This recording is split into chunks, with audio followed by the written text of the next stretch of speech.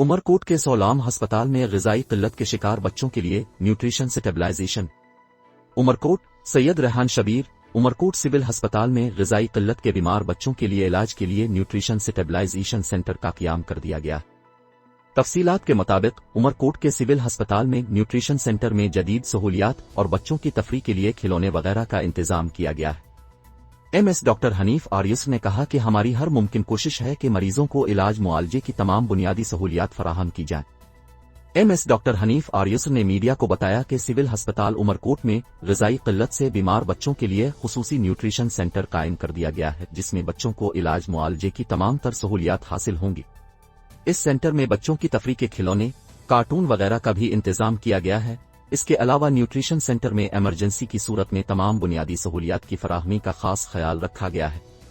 Doctor Hanif आरियस ने बताया कि अस्पताल में जो बीमार बच्चे लाए जाते हैं उनमें ज्यादातर नमूनिया, खांसी, बुखार और वक्त से पहले पैदाइश के बाइस कमजोर होते हैं। बच्चों की मुख्तलिफ बीमारियों के माहिर स्पेशलिस्ट डॉक्टर मुआयना करते हैं।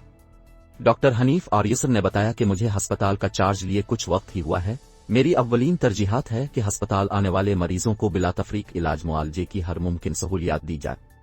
उन्होंने कहा कि जब से चार्ज संभाला है अस्पताल में मरीजों के इलाज के खुसूसी शोबाजात कायम किए गए हैं, जहां मुख्तलिफ अमराज के माहिर डॉक्टर्स मरीजों का मुआयना करते हैं। अस्पताल में सफाई सुथराई का भी खुसूसी ख्याल रखा जाता है।